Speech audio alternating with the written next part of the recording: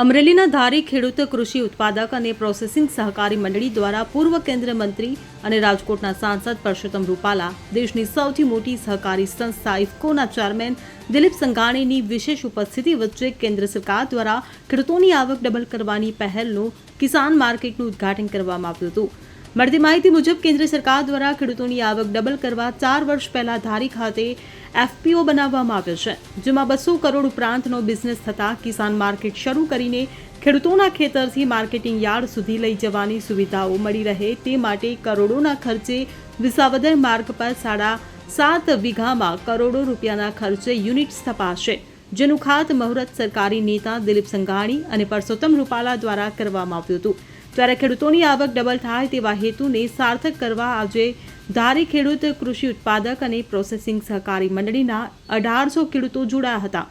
જણાવવામાં આવી રહ્યું છે કે ખેડૂતોને ખાતર, દવા, બિયારણ મળી રહે તેવી સુંદર વ્યવસ્થાઓ ઊભી કરવામાં આવી છે અને સાથે ખેડૂતોને ખાતર, બિયારણ સહિતની અનેક સુવિધાઓ આ એફપીઓ મારફત મળી રહે તેવી વ્યવસ્થાઓ જિલ્લામાં એકમાત્ર એફપીઓ સેન્ટર હોય તે અમરેલી જિલ્લાના ધારીને મળ્યું હોય। ત્યારે દિલીપ સંઘાણી અને પરસોત્તમ રૂપાલાની ઉપસ્થિતિ વચ્ચે મોટી સંખ્યામાં ખેડૂતો અને મહિલા ખેડૂતો ખાસ ઉપસ્થિત રહ્યા હતા।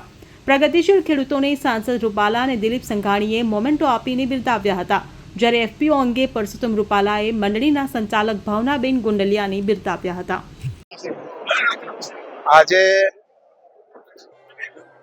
ભારત સરકારની ફાર્મર પ્રોડ્યુસર કંપની એફપીઓ બનાવવાની જે યોજના હતી અને કૃષિ વિભાગ તરફથી 10,000 એફપીઓ સમગ્ર દેશમાં બનાવવાના હતા, તે પૈકીનો એક એફપીઓ આપણા ધારીની અંદર બન્યું અને જેમનું ગઠન કરવાની વિધિ ભાવનાબેન ગોંડલિયાએ પાડી એ એફપીઓની સાધારણ સભા હતી, એક સહકારી મંડળીની સાધારણ સભા હતી।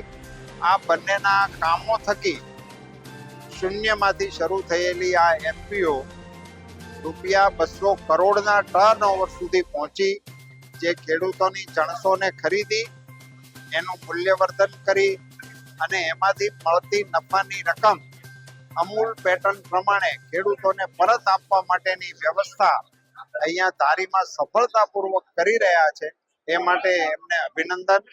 એમના માધ્યમથી એક સરસ મજાની યોજના અહીંયા ચાલી રહી છે, જેમાં ખેડૂતોને જરૂરી સાધનો એ પણ ત્યાંથી મળી શકે, સ્પ્રે કરાવવા માટેની ડ્રોનની વ્યવસ્થા પણ મળી શકે, ખાતર માટે નેનો પણ એમને મળી શકે અને સીધું એમના ખેતરની અંદર છંટકાવ પણ કરી શકાય એવી બધી સુવિધાઓ આપવા માટેનું કામ આ મંડળી થકી અહીંયા ચાલી રહ્યું છે, એ પ્રશંસનીય છે।